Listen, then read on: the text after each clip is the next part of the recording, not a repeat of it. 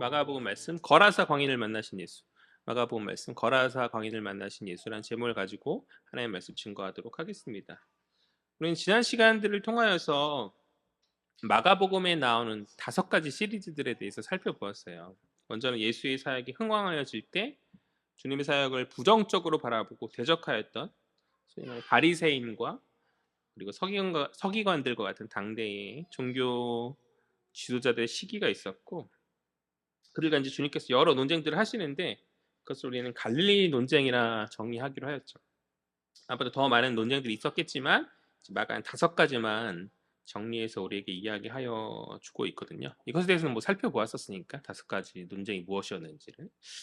그 다음에 그러한 배경 가운데 이에 주께서는 이제 직접적인 말씀의 가르침이 아닌 비유로 말씀하심으로 내부자와 외부자를 구분하셔서, 그러니까 마음이 열린 내부자에게는 그 비유를 통하여서 그 말씀이 더 이해하기 쉽도록 하시고, 반대로 마음이 닫힌 외부자들에게는 이제 비유가 수수께끼가 되는 것이죠. 그 말씀이 이제 수수께끼가 되어서 이해하기 어렵게 하심으로 말미암아 불필요한 외부의 공격과 논쟁으로부터 벗어나고자 하시는 것이죠.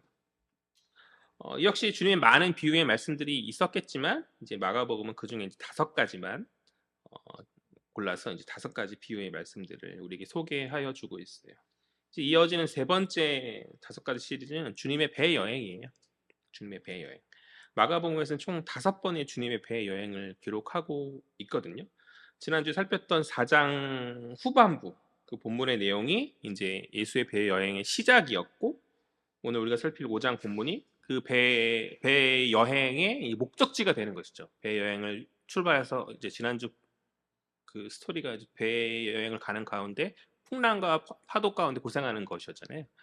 또 오늘 본문이 바로 도착해서 그 배 여행의 목적지로서 이제 예수의 사역에 대해서 이야기하고 있는 것인데, 아무튼 오늘이 지난 시간부터 이어진 배 여행의 연장선으로 예수의 첫 번째 배의 이야기다라고 우리가 이해하고 이것을 살피면 될 것 같아요.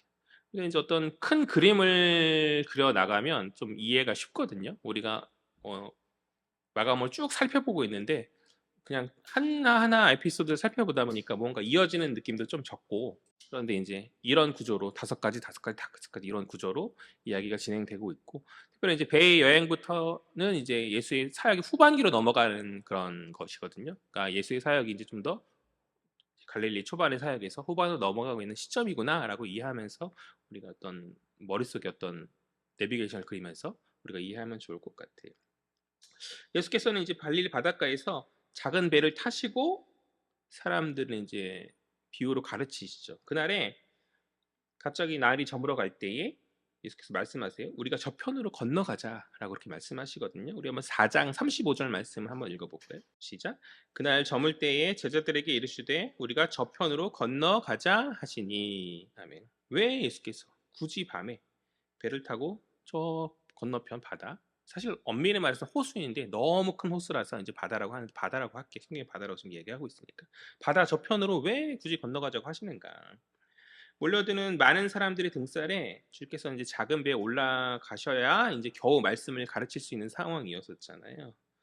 그만큼 이제 피곤하고 지친 상황이셨을 텐데 평소 하시던 대로 이제 베드로의 집에 들어가서 쉬시고 다음날 사역에 다시 시작하시면 될 터인데, 어, 또 이제 다음날 이제 컨디션이 다 회복된 상태 가운데 다시 여행을 떠나도 되잖아요.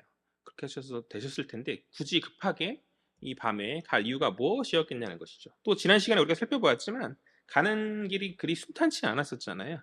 4장 후반부의 내용을 보니까 그 배가 이제 가는 여정 가운데 예수는 이제 쉬시고 너무 피곤한 가운데 인성을 가신 주님께서 쉬고 계시는 상황이었는데 큰 풍랑이 불어가지고 제자들이 거의 죽을 것 같은 고통 가운데 그러한 위기를 경험하지 않습니까?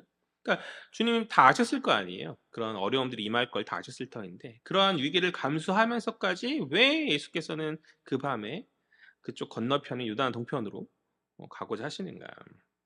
유다는 동편은 이제 데가볼리라고 해서 이방인들이 사는 지역이에요. 제가 잠깐 설명한 것 같은데 데가볼리는 이제 원어 헬라어로 발음은 테카폴리스예요. 데카폴리스. 그래서 10개, 데카는 열이라는 뜻이고 10이라는 뜻이고 폴리스는 도시라는 그런 뜻. 10개의 도시라는 뜻이다. 유대를 이웃하여서 헬라된 10개의 도시들이 있는 지역이고 이는 이방인의 지역이에요. 이방인들의 지역. 주님 동편으로 가시자, 요단 동편으로 가고자 하셨던 이유는 무엇보다도 하나님 나라의 복음이 이방 지역에도 전해져야 하기 때문인 거죠. 이것이 가장 첫 번째 이유가 아니겠는가. 주의 복음은 유대인들에게만이 아닌 열방을 위한 복음이기 때문에 주로 말미암은 사단의 패망과 구원의 소식은 이방 지역에도 반드시 전해져야 하는 거죠. 그러나 이는 주께서 요단 동편으로 가셔야 될 이유는 될지언정, 그렇다면 왜 굳이 이 밤이냐? 나중에 가셔도 되잖아요. 그 이유는 되지 못하는 것이죠. 굳이 왜 이 밤이냐? 이 타이밍이냐? 고단함과 피곤을 무릅쓰고 이런 또 가는 여정 가운데 풍랑의 위험도 무릅쓰고 주님 떠나셔야 될 이유는 되지 않는 거죠. 앞에서 제가 말했듯이 컨디션이 잘 회복되어지고 안전과 여러 문제들을 이제 고려함 가운데 만전을 다한 후에 그렇게 떠나도 좋은 거잖아요. 그런데 주님 그렇게 하지 않으시고 이 타임에 가신다는 것이죠. 그렇다면 왜 주님께서는 이 밤에 무리해서 배 여행길을 고르고 계시나? 그건 사실 2절을 보면, 이어진 2절 본문에 보면 바로 눈치챌 수 있죠. 우리 2절 말씀 다 같이 읽겠습니다. 시작. 배에서 나오심에 곧 더러운 귀신 들린 사람이 무덤 사이에서 나와 예수를 만나니라. 아멘. 그 이유가 무엇이죠?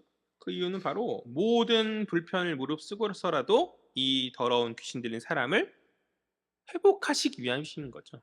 만나서 만지시고 회복하시기 위함이다. 하나님의 계획에는 타이밍이라는 것이 있는데 이 더러운 영에 사로잡힌 자는 그날 그 순간이 아니면 주님을 만나지 못하고 지나칠 수도 있는 거죠. 그렇지 않겠어요? 3절을 보니까 그가 무덤 사이에 거하였다라고 말하고 있고 2절을 보면 그가 자신이 거처하던 무덤에 나왔다라고 말했거든요. 그러니까 마침 예수께서 오실 그때에 나온 거죠. 그냥 무덤에 있었으면 예수를 못 만났을 건데 마침 그가 예수가 도착하는 그곳에 나온 상황인 거죠. 반대로 얘기하면 주님이 의도를 가지고 나오셨다는 거죠.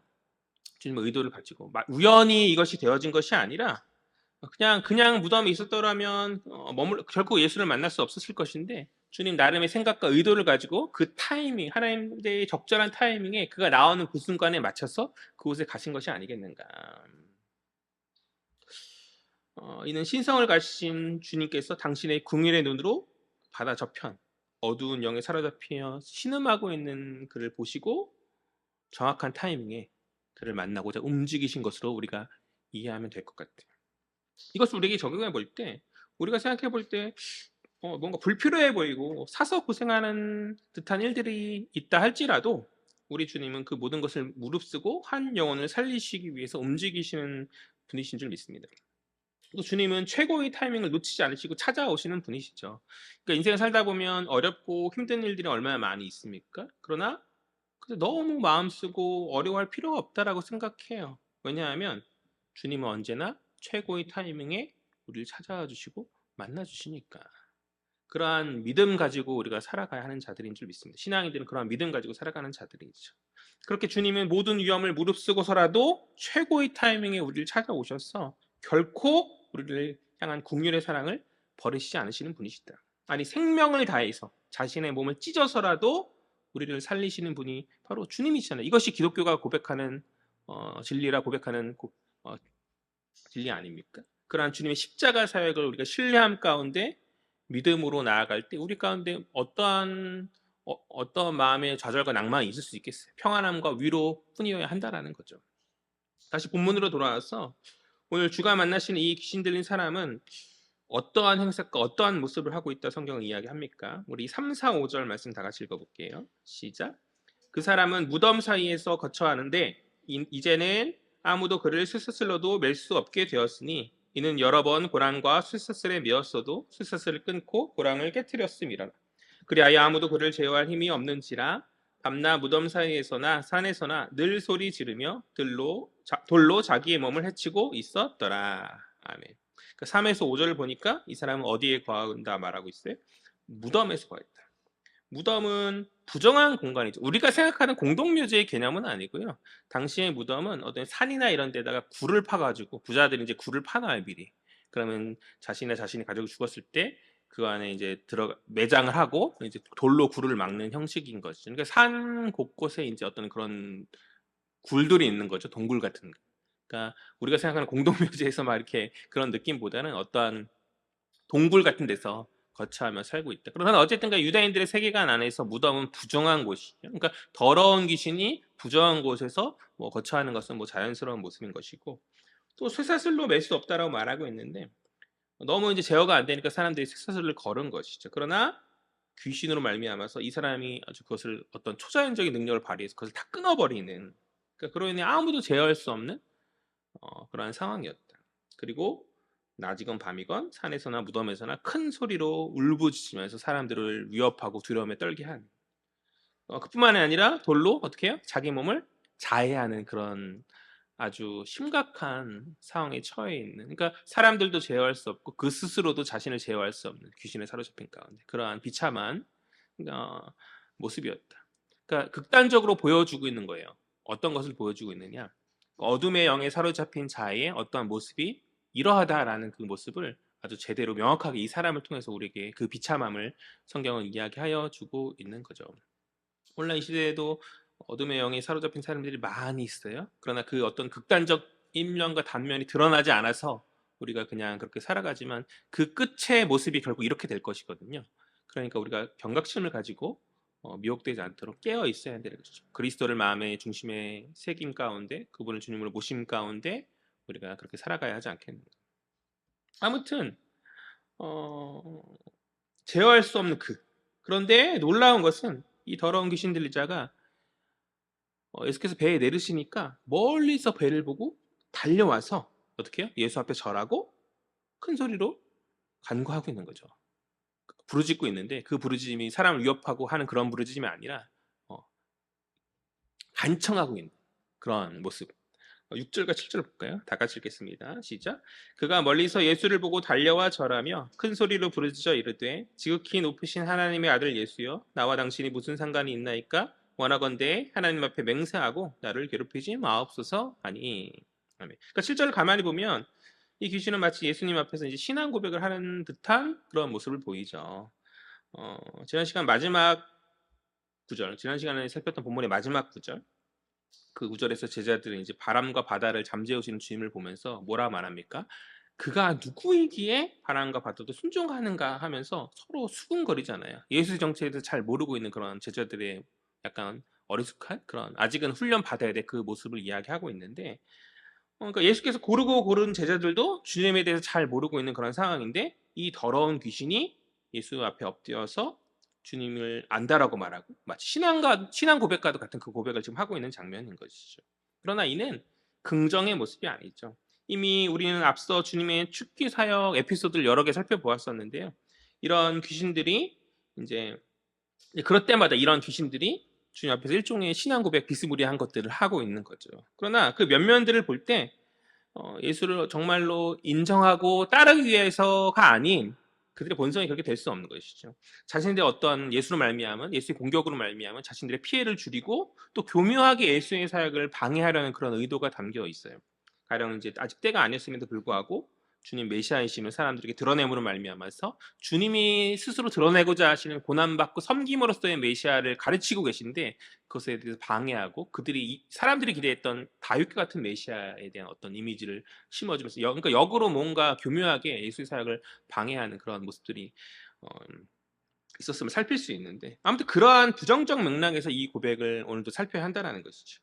8절을 보니까 주님 이미 더러운 귀신에게 나오라고 말씀하신 상황이에요. 이미 그렇게 말씀하신 상황이고 8절 다 같이 읽겠습니다. 시작. 이는 예수께서 이미 그에게 이르시기를 더러운 귀신아 그 사람에게서 나오라 하셨습니다. 그러니까 주님 이미 나오라고 명령하셨는데 이 더러운 영은 주님을 하나님의 아들 예수라고 인정하는 듯 하면서도 당신이 나와 무슨 상관이 있냐라고 하면서 이제 나오지 않고 반항하면서 버티고 있는 그런 모습인 거죠. 흥미로운 것은 그가 이제 하나님 앞에 맹세하고 나를 괴롭히지 말아달라라고 말하고 있거든요. 그 마지막 구절 한번 살펴봤으면 좋겠는데요. 하나님 앞에 맹세하고 나를 괴롭히지 말아달라라고 귀신이 간청하거든요. 귀신이 주님 앞에서 하나님과 어떤 하나님 앞에서의 맹세를 이렇게 운운하면서 그렇게 이야기하는 것은 좀 생경한 장면, 좀 뭔가 그렇지 않아요? 하나님 이름 얘기하면서 뭔가 그런 장면인데 저는 이것을 어떻게 이해했냐면 한참 이 구절에 대해서 이제 평소에는 이게 잘 눈에 안 들어왔어서 그냥 지나갔었던 것 같은데 이 귀신이 왜 예수 앞에 하나님 명세를 하라고 하냐? 왜 하나님의 이름을 운운하고 이러지? 그래서 한참을 고민을 했었던 것 같아요. 이 구절을 가지고. 근데 저는 이제 마태복음의 맥락에서 이 구절을 이해하였거든요. 오늘 본문 같은 동일한 내용을 담고 있는 평행 본문인 마태복음 8장 29절을 보면 더러운 귀신은 말하기를 아직 때가 이르지 않았는데 우리를 괴롭게 하냐고 주님께 그렇게 말씀하세요. 다시요. 아직 오늘 본문에는 그게 기록되어져 있지 않는데 마태복음을 보면 아직 때가 이르지 않았는데 주님 왜 우리를 괴롭히고 계십니까? 이렇게 따지는 그런 장면이 나오거든요. 여기서 말하는 때는 어떤 때죠? 마지막 종말의 때죠. 모든 악한 영들이 무적행에 쫓김을 당하여서 최후의 심판을 받는 때인 거죠.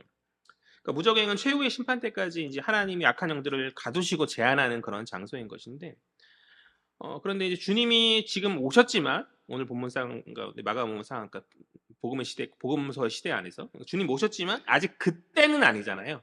지금도 아직 그때가 임하진 않았잖아요.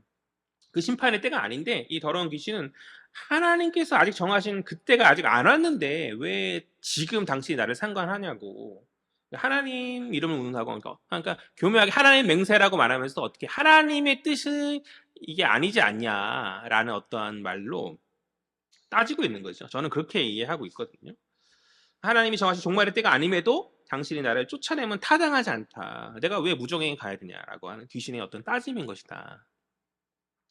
뭐 귀신의 말이 뭐 그럴싸할 수 있을지 모르겠지만 마지막 날 더러운 영이 완전히 심판당하는 것과 오늘 당장 더러운 영에 사로잡힌 자가 그 한 영혼이 예수로 말미암아서 해방되고 자유를 얻는 것은 별개의 문제인 거죠, 사실. 더러운 영들에 대한 심판은 그날 아버지 하나님께서 정하신 그때에 임하겠지만 그것과 별개로 주님 이 땅에 오신 순간부터 자녀들의 해방은 시작되는 거예요. 사단은 패망하고 자녀들의 해방은 시작되고 있는 것이죠. 그 회복의 사역 앞에서 귀신은 무엇라 말할 수 없는 거죠. 떠나가야만 하는 존재들인 거예요. 그러한 자유와 회방을 위해서 주님 오신 것이다. 우리 9절 말씀 읽어볼까요? 9절 이해하셨나요? 우리 9절 말씀 다 같이 읽어보겠습니다. 시작. 이에 물으시되 내 이름이 무엇이냐 이르되 내 이름은 군대니 우리가 많음이니이다 하고 아멘. 더러운 영의 반항에도 아랑곳하지 않으시고 주님께서는 더러운 영의 이름을 물으시는 거죠. 그러니까 당시의 세계관 안에서 귀신의 어떤 이름을 안다라는 것은 그 귀신을 지배하는 어떤 자학하는 어떤 그런 것으로 이해했거든요. 귀신의 이름을 안다는 것은 귀신을 장악하는 것이다라는 당시 사람들의 어떤 세계관이 있었는데요. 그러니까 주님 물으시는 것이죠. 그럼에도 순순히 주님 그 물으심 앞에 순순히 귀신이 대답하는 것은 지금 조금 그가 반항하고 있지만 그럼에도 주님이 통제권 안에 있음을 이제 드러내는 모습이다라고 이해하면 될 것 같고요. 앞서 그 누구도 제어하지 못했던 이 더러운 귀신이 주님의 물음 앞에 순순히 대답하잖아요. 자신이 제압당한 어떤 그런 것임에도 불구하고 순순히 대답. 그러니까 주님 앞에 온전히 제압되고 있는 그런 장면이다. 이 귀신의 이름이 좀 특이해요. 한글 성경에는 그 귀신이 예수님 물어보실 때 자신의 이름을 무엇라고 말하죠? 예, 군대라 말하는 것이죠. 신약 성경의 원어인 헬라어는 이것을 레기온이라고 하거든요. 레기온은 로마 군대의 용어고요. 로마 군사 용어고 대충 한 6천 명 정도 되는 요즘으로 한 개의 군단이라고 그럴까요? 군단까지는 여단이라고 할까? 어쨌든 간에 그런 걸로 이해하면 될 것 같은데요. 이 사람을 사로잡힌 더러운 귀신의 수가 그만큼 많다라는 것이죠. 한 5천에서 6천 정도에 되는 정확히 5천, 6천인지는 모르겠지만 뭐 모르는 거죠. 그만큼 많은 귀신들이 그를 사로잡아서 고통 가운데 있게 하였다라는 거죠. 군대다라고 말할 정도로. 그러니까 군대 귀신, 뭐 군인 귀신 한 명이 들었다는 게 아니라 수많은 귀신들이 모여서 우리가 군대처럼 많습니다라는 그런 이야기를 하고 있다는 것이죠.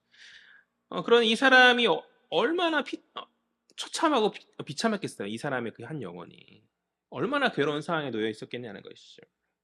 그렇기에 예수께서는 피곤한 상황임에도 밤에 굳이 물을 해서라도 적절한 타이밍에 이 사람을 만나러 오신 거죠. 배를 타고 바다 건너편 그를 만나기 위해 폭풍을 뚫고 바다를 뚫고 주님 나오셨다.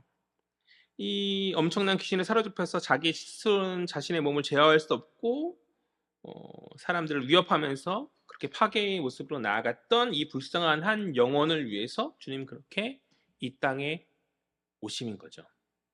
땅에 오셨다. 주님 당신의 최선을 다해서 바다를 뚫고 오셨듯 더러운 영들도 최선을 다해서 주의 길을 방해하였음을 우리는 살필 수 있는데요. 바다 바람으로 주님 가시던 길을 막고자 노력했죠. 지난 시간의 본문 가운데 어둠의 악한 영들이 주님과 제자들의 길을 방해하지 않습니까? 또 오늘 주님 앞에서 소소하게 주님의 이름을 인정하는 듯하면서도 교묘하게 버티면서 소소한 반항을 하잖아요. 나름 억울함도 호소하고 하나님을 운운하면서 그런 가운데 그렇게 주님 앞에 끊임없이 도전하지만 그러나 잃어버린 한 영혼을 사랑하시고 회복시키시는 주의 사역을 막을 수 없더라. 사람들은 귀신을 제어할 수 없었지만 귀신 들린 사람을 제어할 수 없었지만 귀신들은 예수의 사역을 제어하고 막을 수 없는 거죠. 우리가 이를 통해서 알 수 있는 건 주께서 가장 귀하게 여기시는 것이 바로 잃어버린 한 영혼을 찾는 것에 있다는 것이에요. 이는 우리에게도 요구하는 신자의 어떤 사명이다라고 저는 생각합니다. 한 영혼을 귀하게 여기는 주님의 긍휼의 마음이 우리 가운데 있는가 한번 우리가 생각해 보았으면 좋겠어요. 우리가 신앙생활 하는 가운데 교회 나오고 또 사람들과 교제하면서 나오는데 어떤 나의 영적인 어떤 것들을 채우기 위해서 나오는 거죠. 그것을 부정하는 것이 아닌데 그것에만 머물러 있는 것이 아니라 잃어버린 자들, 주님이 찾으신 그 사람을 변화시키고 함께 어우러진 가운데 그 사람의 영적인 필요도 채울 수 있는 자들이 참된 제자, 참된 신앙이라고 저는 생각을 하거든요. 근데 오늘날 조국교회 신자들이 여기가 좋사오니 하는 것 같아요. 우리 교회가 크고 좋사오니, 우리 교회가 아주 행복하오니 주님 여기를 떠나지 마시옵소서 하는 거죠. 주님은 가람을 명령하시고 전하라 명령하시고, 그죠? 주의 한 영혼의 비참함을 회복하라 명령하시는데 우리는 바다 뚫고 나가시는 주님의 그 열심이 그 최선이 우리 가운데 있는가? 주님도 그렇게 가셨는데 바람과 바다를 뚫고 가셨는데 우리도 가야 하는 거죠. 그 모든 세파와 파도도 결국 주님의 길을 막을 수 없음을 우리가 보듯이 누가 우리의 한 영을 향한 긍휼의 마음과 복음 전파의 사역을 막을 수 있겠어요? 잠시 잠깐 사단이 방해한다 할지라도 우리가 믿음 안에서 나아갈 때 주님 역사하시고 지켜주심을 말미암아 길을 열어주시고 끝내 잃어버린 한 영혼을 회복시키시고 변화시켜 주실 줄 믿습니다. 그것이 우리를 부르신 주님의 사명이다. 그렇게 주로 말미암아서 이 땅이 공중것에 잡은 더러운 영은 제어되고 어둠은 물러갈 것이기에 우리는 믿음 안에서 주님과 같은 긍휼과 자비의 마음으로 이웃사랑의 회복의 사역을 감당해야 하는 거죠. 계속해서 본문을 살펴보면 귀신이 예수께 간구하죠. 우리 10절, 11절, 12절 다 같이 읽겠습니다. 시작. 자기를 그 지방에서 내보내지 마시기를 간구하더니 마침 거기 돼지의 큰 떼가 산 곁에서 먹고 있는지라 이 간구하여 이르되 우리를 돼지에게로 보내어 들어가게 하소서 하니. 아멘. 마침 그곳에 돼지떼가 있었는데 악한 귀신들이 이제 그곳에 가기를 예수께 청하는 그러한 장면인 거죠. 10절과 12절에 간구하였다라는 말이 두 번 나오고 있어요. 제가 늘 이야기하지만 성경에서 동일한 어떤 단어가 계속 반복된다는 것은 강조인 거죠. 이 더러운 귀신이 굉장히 강하게 주님으로부터 요청하고 있는 거예요. 뭘 요청해요? 그 지역에서 떠나지 않게 해달라고. 그 지역에서 돼지에게 단순히 들어가달라는 말이 아니라 그 지역에 떠나가지 않도록 하기 위해 돼지에게라도 들어가달라는 그런 말이거든요. 그러니까 그 지역에서 떠나지 않게 해달라고 간청하고 있는 장면이다. 마침 지나가는 돼지떼가 있었는데 이제 그곳에라도 보내어서 나를 이곳에서 머물게 하여라라는 어떤 그런 이야기를 하고 있는 거예요. 돼지는 유대인들에게 부정한 짐승이에요. 이들이 역사적인 어떤 맥락에서 볼 때 그들을 식민지로 이제 공격했던 안티오쿠스 에피파네스 왕이 이제 이스라엘 예루살렘의 성전에 돼지 피를 뿌려요. 그리고 돼지 제사를 드려요. 그러니까 굉장히 조롱하는 거죠. 그렇기 때문에 예수님 당시에 돼지는 더더군다나 안 그래도 돼지는 부정한 짐승으로 여겼었는데 그들의 성전이 함락되고 그런 가운데 예루살렘 성전이 함락되고 그런 가운데 아주 수치와 조롱을 당한 거죠. 그러니까 얼마나 돼지를 싫어했겠어요? 이스라엘 백성들 유대인들이. 그런데 돼지가 도처에 있다는 건, 이 때가 있었다는 건 누군가 그것을 키우고 있었다는 거죠. 그리고 이제 오늘 본문의 마지막 구절들을 보니까 이 돼지를 키우던 사람들에 대한 이야기가 나오니 이 돼지들은 이제 방목해서 키우는, 저는 뭐 돼지를 키워보지 않아가지고 우리에서만 키우는 줄 그렇게 생각했었는데 뭐 그렇게 키우는 것 같아요. 어쨌든 간에 그런 상황인데 이상하잖아요. 돼지를 키운다는 게. 근데 그것이 가능한 이유는 제가 앞에서도 말했지만 이 지역이 대가볼리, 그러니까 이 지역이 유대인들의 지역이 아닌 이제 이방인들이 거주하는 그런 지역이었기 때문에 돼지들을 키우고 또 로마 군인들이 돼지들을 먹고 하였기 때문에 그곳에 거주하는 그곳에 상주해서 이스라엘 항상 이렇게 하는 그렇기 때문에 돼지가 있는 것이 자연스러운 것이고요. 아무튼 귀신이 돼지로 옮겨가면서까지 자신을 그 지역에 머물게 해달라고 간청하고 있는데 두 가지 측면을 생각해 볼 수 있어요. 그러니까 하나는 어떠한 원리인지는 모르겠는데 귀신들은 자신이 거주하던 지역을 이렇게 떠나면 무력화된다라고 해요. 무력화되고 또 이제 무적에게 내려가서 최후의 심판을 제한받고 기다려야 되는 그런 거죠. 그것이 당시 사람들의 어떤 세계관이었거든요. 그러니까 무적행은 사탄과 귀신이 두려워하는 장소요. 악한 영이 억압받고 제한받는 어떤 영적인 그런 공간인데 아무튼 그래서 그것이 두려워서 귀신들이 이제 돼지에게라도 옮겨가서 머물게 해달라고 간청하고 있는 거죠. 다른 하나는 예수로 말미암아 이방 지역에 지금 빛이 임하게 되었고 어둠이 쇠퇴해지고 있는 거죠. 어둠이 예수로 말미암아서 물러나가고 있는 그런 상황이에요. 그런 상황 가운데 귀신들이 지금 잠깐 예수의 권세에는 굴복하나 어떻게 해서라도 그것을 나무려 하는 귀신의 몸부림으로 우리가 이해하면 될 것 같아요. 다시 말해서 그들이 세운 어둠의 영적 근거지가 예수로 말미암아서 바다 건너 바람과 바다를 뚫고 온 예수로 말미암아서 무너지는 그런 상황 가운데서 주로 말미암아 완전히 쫓겨나지기보다는 돼지라는 틈새를 통해서라도 남고자 한 악한 영들의 어떤 교묘한 몸부림이 아니겠는가. 이러한 귀신들의 부탁에 주님 그냥 안 된다 말씀하시면서 그냥 무정에 쫓아내실 권세도 있지만 그렇지 않게 하시고 그렇지 않으시고 이것을 허락하세요. 참 이해가 안 되죠. 그냥 깔끔하게 끝내버리시면 되는데 왜 그렇게 하지 않으시는가. 그러나 주님 당신이 생각하시기에 이제 모든 일들에는 때가 있는 것이고 순서가 있는 것이기 때문에 주님은 그들이 가야 할 길을 가게 하시고 마지막 그날까지 심판을 유보하고 계시는 거죠. 그리고 무엇보다도 한 생명의 가치와 하나님 나라의 우선순위를 보여주시기 위해서 그들의 간청을 허락하셨다라고 저는 그렇게 생각하거든요. 한 생명의 가치와 하나님 나라의 우선순위를 보여주시기 위해서 분명하게 보여주시기 위해서 그들의 돼지들이 안에 들어가는 것을 허락하셨다. 주님 허락하시자 무슨 일이 일어납니까? 2,000마리가 넘는 돼지떼들이 갑자기 비명을 지르면서 바다에 내달려서 이제 스스로 몰사당하는 거죠. 그것이 13절 말씀이거든요. 다 같이 읽겠습니다. 시작. 허락하신 데에 더러운 귀신들이 나와서 돼지에게로 들어가매 거의 2,000마리 되는 돼지떼가 바다를 향하여 비탈로 내리다가 바다에서 몰살하거늘. 아멘. 왜 이 돼지들이 죽었을까? 도대체 왜 이 돼지들이 죽었을까요? 그러니까 표면적으로 돼지를 죽인 건 귀신들이 죽인 거죠. 더러운 영들은 하나님 만드신 자연 세계를 파괴하려는 근성이 있고 또 사람을 해치려고 하고 그런 거죠. 그러니 돼지떼를 몰살시킴으로 말미암아서 2,000마리나 되는 엄청난 재산상의 손해를 그 사람들에게 입히게 만들고 그런 어떤 금전적 손해로 말미암아서 그들이 예수를 부정적으로 인식하게 만들고 욕하게 만들고 그렇게 함으로 돼지 죽인 그 자체의 목적이 있다라기보다는 이 이방 지역에 예수 그리스도를 통한 하나님 나라가 도래하는 그것을 이 귀신이 교묘하게 막고 있는 일종의 반격을 한 것으로 그렇게 생각해 볼 수 있을 것 같아요. 또 어쩌면 성공한 것 같기도 합니다. 왜냐하면 그 돼지떼의 주인들이었던 어떤 그 지방의 사람들이 예수를 향해 뭐라고 하죠? 이곳을 떠나달라라고 간청하지 않습니까? 그렇게 예수는 더 이상 이 땅에 있지 못하게 됨으로 말미암아서 하나님 나라가 더 이상 이 땅에 거하지 못하도록 하기 위한 어떤 그들의 반격은 성공한 것처럼 보이죠. 그러나 이런 귀신의 의도를 주님께서 모르셨겠는가? 예수께서 다 아시고 그런 약한 영의 의도를 아셨음에도 허용하신 것이 허락하신 것이죠. 다시 말해서 돼지들은 예수께서 죽게 하신 거예요. 왜요?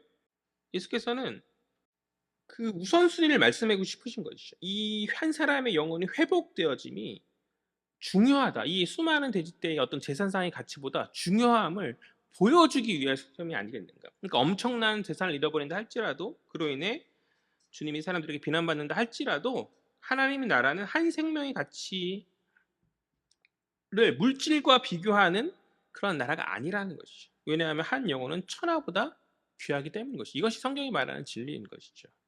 즉 주님은 악한 영들의 교묘한 간척을 허락하셔서 우리에게 이러한 메시지를 주기 위함이 아니신가.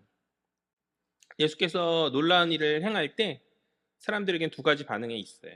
오늘 본문을 통해서 그걸 살필 수 있는데, 우선은 돼지를 치던 자들과 그 지방의 사람들을 보면 자신들이 치던 돼지가 갑자기 이제 바닷속에 들어가 죽으니까 어떻게 해요? 이 돼지의 주인들이 막 놀라서 사람들에게 막 이야기하고 막 그런 어떤 이런 일이 일어났다 막 이야기하는 그런 상황인 것이죠. 그런데 그것이 복음을 전하는 모습은 아니죠. 부정적인 이야기, 저 사람 때문에 우리의 재산이 망가지고 있구나라는 어떠한 부정적 이야기를 전하는 것이죠. 그러면서 그들이 뭐라 주님께 간구합니까? 17절 말씀이요. 다 같이 시작. 그들이 예수께 그 지방에서 떠나시기를 간구하더라. 이들은 주님으로부터 떠나달라 이렇게 간구하는 거죠. 이들의 생각에 이들의 가치관은 귀신 들렸던 사람의 회복에 있지 않는 거죠. 한 영혼은 회복에 있지 않는 거죠. 그들의 가치관은 자기들이 잘 먹고 잘 사는 것에 있는 것이죠. 그러니 그들이 돈줄이었던 돼지떼가 죽는 것을 바라보면서 와, 주님 능력 대단하시구나. 역시 예수님 귀신을 물리친 하나님의 아들이다. 이렇게 말하는 것이 아니라 빨리 떠나라. 빨리 떠나라. 이게 무슨 일이냐. 그렇게 예수를 거부한다라는 것이죠. 그러니까 사람들에게 전파는 하는데 그 전파가 그리스도가 살아계시고 하나님의 아들임을 전파하는 것이 아니라 저 사람 우리의 피해를 주는 사람이구나. 부정적인. 오늘날도 세상 가운데 교회에 대해서 부정한 소문을 이야기하고 그렇게 말하는 사람들이 많이 있잖아요. 그러니까 같은 예수를 보는데 누구는 복음을 전파하는데 누구는 부정을 전파하는 것이잖아요. 안타깝게도 이 사람들은 부정을 전파하는 자들이었던 것이죠. 뭐 이해가 되는 면이 있어요. 한편 자신들의 애지중지했던 어떠한 2,000마리가 넘는 수많은 돼지떼가 죽는 것을 보면서 얼마나 아까웠겠어요. 얼마나 놀랐겠어요. 이해가 돼. 그들에게 고통이었겠죠. 이해되는 측면이 있지만 그럼에도 잃어버린 한 영혼이 고통당하는 것보다 그것이 더 중요하다는 것은 사회가 비뚤어진 것 아니겠어요? 그렇잖아요. 자신들의 경제적 손해를 그들은 볼 뿐인 거죠. 교회 안에서 11조하고 헌금하고 뭐하고 시간 쪼개고 뭐하고 그런 것들에 대해서 손해다 생각하는 거죠, 사람들이. 그리고 자신의 부모가 평생 11조 내면서 살았던 신앙의 어떤 부모가 있는데 왜 우리 부모를 그렇게 미련하게 사는지 모르겠다 하면서 그 돈이었으면 뭐 내가 더 하고 이렇게 막 이런 얘기를 하는 글들을 제가 본 적이 있거든요. 그래서 부정적으로 생각하고 예수를 거부하는 거죠. 그들의 모습과 다를 바 없지 않겠는가. 교회의 목적은 교회 자체에 있는 것이 아니라 잃어버린 영혼을 회복하고 살리는 것에 있는 거잖아요. 사람을 회복하고 살리는 주님으로 말미암아서 영혼의 구원이 교회의 큰 사명이고 목적 아니겠어요. 그것을 바라보지 못한 채 나의 손해만을 바라보면서 신앙을 거부하는 사람들이 많이 있다는 것이죠. 안타까운 것이죠. 반면에 어떻습니까? 다른 사람은 어떻습니까? 귀신 들렸던 다른 사람은 어떻습니까? 그는 온전하여졌죠. 이제 더 이상 더러운 무덤에 거하면서 사람들을 위협하고 소리 지르고 자신의 몸을 돌로 자해하는 그런 모습은 보일 수 없고 어떻게 해요? 옷을 단정히 입고 앉아있는 온전한 사람으로 변화되게 되었어요. 이 사람이 예수께 간구하는 그 간구를 살펴보기로 원하는데 우리 18절 볼까요? 18절 다 같이 읽겠습니다. 시작. 예수께서 배에 오르실 때에 귀신 들렸던 사람이 함께 있기를 간구하였으나 아멘. 이 사람이 주님께 무엇을 간구합니까? 주님께 무엇을 간구하죠? 함께하게 하고 싶다고. 그러니까 제자 되고 싶다고 이야기하는 건 아니겠어요? 주님 가신 그게 나도 따라가고 싶다고 그렇게 이야기하고 있는 것이죠. 그러니까 마을 사람들이 예수를 떠나주세요라고 광고했던 것과 달리 이 사람은 예수와 함께하고 싶습니다. 예수님 가는 그곳에 나도 따라가고 싶다라고 그렇게 말하고 있다는 것이죠. 그러니까 이것이 회복되고 은혜 받은 자의 마땅한 모습이다라고 저는 믿습니다.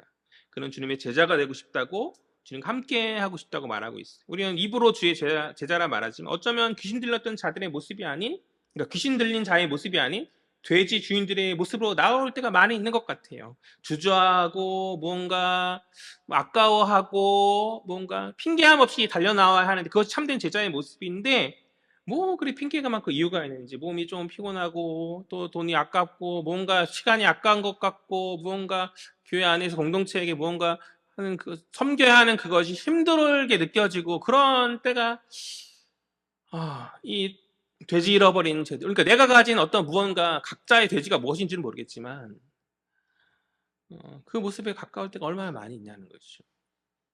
더러운 영에 악한 영에 사로잡혔던 우리를 해방시켜 주신 분이 주님이신 줄 믿습니까? 그러한 믿음이 있다면 우리는 오늘 이 귀신 들린 가운데 해방되었던 그 사람의 모습으로 나와야 하는 것이죠. 주님 제자 되겠습니다. 주님 따라가겠습니다. 주님 가시는 길 나도 가겠습니다. 그러한 모습으로 기뻐함과 나올 수 있는 그 모습이 참된 성도의 모습이 아니겠는가. 아무튼 간에 주님 그 요청 앞에서 또 이상하게 그 귀신 들렸던 사람의 간구를 허락하지 않으세요. 그래 잘했다. 이제 나와 같이 가자라고 말씀하실 법도 하건만 그렇게 하지 않으시죠. 우리 19절 말씀 다 같이요. 시작. 허락하지 아니하시고 그에게 이르시되 집으로 돌아가 주께서 내게 어떻게 큰 일을 행하사 너를 불쌍히 여기신 것을 내 가족에게 알리라 하시니. 아멘. 그러니까 새 이스라엘을 대표하는 12명의 제자가 이미 찾기에 주님 그가 함께 하신 것을 거부하셨나? 라고 볼 때 그렇지는 않을 거예요. 왜냐하면 주님의 제자가 12명만 있었던 것이 아니잖아요. 12명 제자 말고도 70명의 제자들이 있었고 또 수많은 무리들이 주를 쫓고 있는 그런 상황이었기 때문에 굳이 그가 오늘 주와 함께 하겠다는 그 요청을 거부하실 이유가 주님으로부터는 없었다는 것이죠. 그럼에도 그의 요청을 허락하지 않으시면 무엇이죠? 그에게 다른 사명이 있기 때문이죠. 그것은 뭐냐면 겨자씨 사명이에요. 겨자씨 사명. 겨자씨 사명이 무엇일까요? 주님의 그 4장에서 말씀하셨던 주님의 그 비유 가운데 작은 겨자씨는 크게 자라서 새들이 깃들 만큼 확장되어지게 되죠. 새들은 무엇을 상징한다 이야기했습니까? 그 크게 자라는 겨자씨 가지에서 이렇게 깃들어지는 그 새들은 무엇을 상징한다고 말했어요? 이방인들을 상징한다 이야기하였었잖아요. 그러니까 그 겨자씨 사명을 위해서 그를 데가볼리에 남기신 거죠. 이는 그가 주님으로부터 이방 지역의 최초의 전도자로 세워지는 그런 장면인 거예요. 그 땅에는 가시떨기에 뿌려진 씨앗과 같은 마음의 밭을 가진 자들이 많이 있어요. 가시떨기 밭에 떨어진 그 씨앗을 우리가 이제 예수님 비유 가운데 살펴볼 수 있는데 그 밭은 어떠한 밭이었어요? 세상 염려와 재물의 유혹과 기타 욕심이 들어와서 말씀을 막는 거죠. 오늘 딱 그 본문 속에서 돼지떼를 잃고 있었던 그 사람들의 모습인 거잖아요. 그러니까 가시떨기 밭을 가진 수많은 사람들이 그곳에 있는데 그러한 자들을 변화시킬 최초의 이방인 전도자로 그가 세워지고 있다. 오히려 주님을 따르는 12명의 제자보다 이 사람을 더 인정해 주는 것이라고 저는 생각해요. 왜냐하면 주님을 따르는 12명의 제자들은 돌밭이었죠. 딱딱해서 그 뿌리가 내려지지 못함을 12명의 제자들이 뿌리가 내려지지 못함으로 말미암아서 열매를 맺을 수 아직은 때가 아닌 그런 상황 가운데 예수께 더 훈련받아야 되는 사람이지만 이 사람은 바로 아니다 넌 여기서 겨자씨 사명으로 살아라. 주님 그렇게 말씀하시는 것이잖아요. 놀라운 어떤 그러한 인정을 주님께 받고 있는 장면인 것이죠. 우리가 주님께 부르심을 받을 때 나의 어떤 사명이 내가 생각했던 사명과 주님이 생각했던 것과 다를 수 있어요. 그러나 실망할 필요 없죠. 우리는 각자에 맞는 당신의 사명 가운데 우리를 부르시거든요. 또 그 사명에 충성할 때 주님 우리를 인정하여 주시고 우리를 통해 크신 일을 하여 주시는 줄 믿습니다. 이 사람이 집에 돌아가서 어떻게 해요? 예수께서 자신에게 어떠한 일을 행하셨는지 또 어떤 일들을 하나님 어떻게 회복하셨는지에 대해서 이제 사람들에게 증거하는 사람이 되는 것이죠. 주님의 의도대로. 그렇게 그는 예수의 후반기 사역에 그러니까 예수의 이 후반기 사역 때에 이 이방 지역까지 예수의 복음의 사역이 이렇게 이어질 수 있도록 준비하는 중요한 교두보의 역할을 하게 되는 자가 되었다. 여기서부터 이제 이 사람으로부터 말미암아서 이방 선교가 데가볼리에 큰 복이 임하여지는 또 제자들의 후에 복음을 전할 때도 이미 잘 뿌리내어진 어떠한 그런 겨자씨로 말미암아서 그들이 온전하게 복음을 전할 수 있는 그런 상황들이 열려지게 되는 것이죠. 사랑하는 성도 여러분, 우리 또한 이렇게 살아가야 하지 않겠는가? 예수님께서 우리를 찾아오셨던 때를 한번 우리가 생각해 보았으면 좋겠어요. 우리가 이 사람처럼 막 귀신 들려가지고 막 머리 풀어야지 꽃 보러 다니고 막 이렇게 막 미친놈처럼 이렇게 살고 있지는 않지만 우리가 나름의 인생 가운데 고통과 어려움들이 있었잖아요. 그럴 때에 주님 우리를 만져주시고 은혜하여 주시고 위로하여 주시지 않으셨습니까? 내가 힘들어하고 있을 때 주님께서 나를 찾아오셔서 내 영혼의 문제를 해결해 주시지 않으셨냐라는 거죠. 그때 다 우리 모두 이제 주님만을 위해 살겠습니다라고 고백하셨을 줄 저는 그렇게 믿어요. 그런데 지금 우리의 모습이 어떠냐? 그 사랑과 열정을 그 첫사랑의 그것을 끝까지 간직하면서 주를 위해 살고 계시냐는 거죠. 어떤 반복되는 영적인 침체와 어떤 실패로 말미암아서 더 이상 주님을 위해 살겠다는 다짐조차 할 수 없는 그런 연약한 가운데 혹 계신 건 아닌가요? 돌이켜야 하는 줄 믿습니다.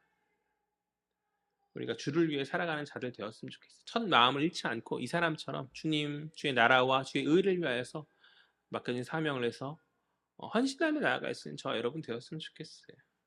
말씀을 정리하죠. 그 누구도 제어할 수 없는 거대한 세상의 어떤 물결 앞에서 이것을 이길 수 있는 힘은 오직 예수 그리스도밖에 없음을 깨닫고 우리는 그것을 마음의 새김 가운데 어, 그것에 머무르는 것이 아니라 증거의 자리까지 나아가는 자들이 되어야 하는 줄 믿습니다. 그러니까 사탄아서 핑계 탓하지 말고 주께 받은 은혜들을 마음에 새기면서 헌신하면서 나아가죠. 우리 주변에 있는 공중 권세 잡은 자에게 잡혀서 고통 가운데 살아가고 있는 주변의 그 영혼들을 외면치 말고 예수의 사랑을 전해서 그들을 회복하는 그런 사명을 우리가 감당해야 하지 않겠는가. 그것이 참된 제자의 모습이다. 오늘 본문의 말씀을 마음에 새기면서 이렇게 회복되어진 어떠한 은혜들을 전할 수 있는 저와 여러분들 그 받은 은혜를 잊지 않고 회복되어진 모습 가운데 세상을 향한 회복의 자들로 섬기는 자들로 나아갈 수 있는 저와 여러분 되시기를 주의 이름으로 간절히 소망합니다.